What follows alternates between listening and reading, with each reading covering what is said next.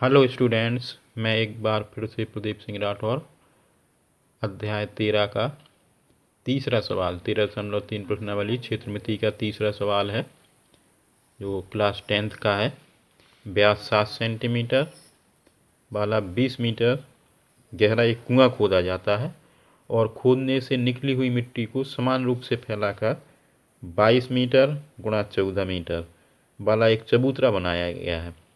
इस चबूतरे की ऊंचाई निकालनी है, तो इसके भी लिए हम एक डायग्राम दोनों का बना लें। एक कुएं के लिए बना लें और एक चबूतरे के लिए। तो जो चबूतरा बनेगा वो चूँकि घनाभ के आकार का होगा और जो कुएं से जो मिट्टी निकाली है, कुआं खोदा गया है, तो वो बेलन के आकार का होगा। तो पहले हम एक बेलन जो कुएं को दर्शाएगा, जे मान लें कि ये कुआं खोदा गया है और 7 मीटर इस कुएं का व्यास है,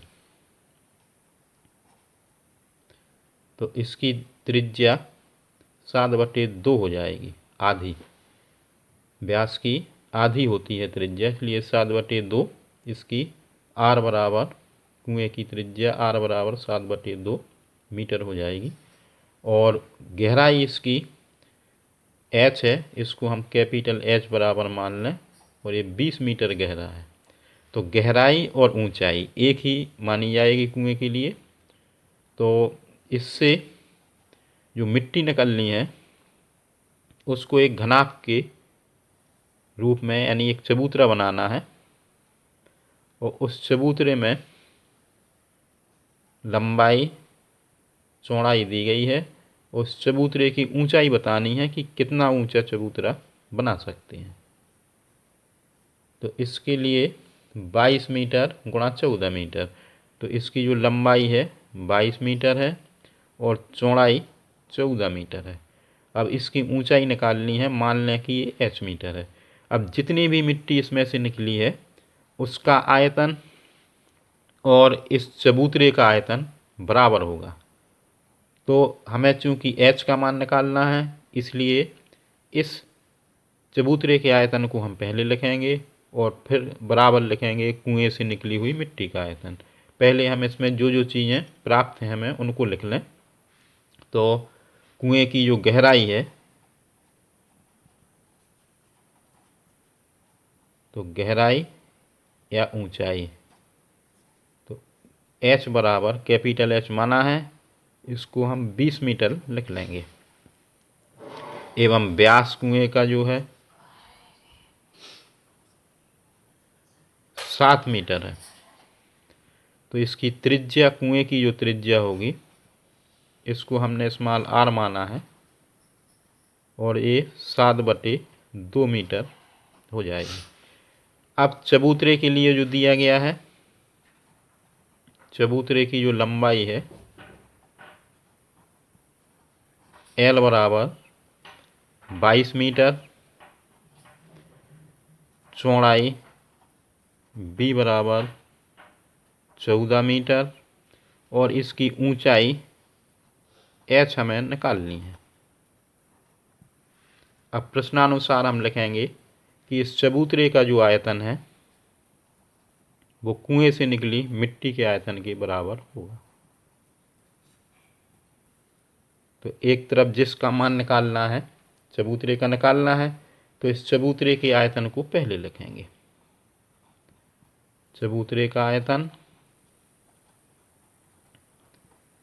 बराबर कुएं से निकली मिट्टी का आयतन। अब चूंकि कुआं एक बेलन के आकार का है, कुएं से निकली मिट्टी का आयतन हम इधर लिखेंगे।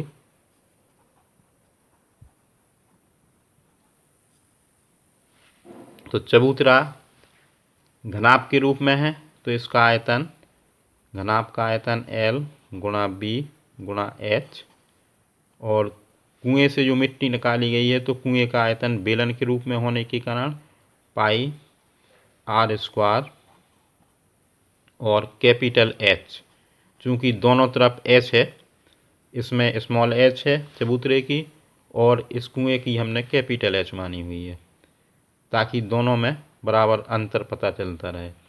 तो L का मान 22 रखेंगे, B का मान 14 और H निकाल लिए।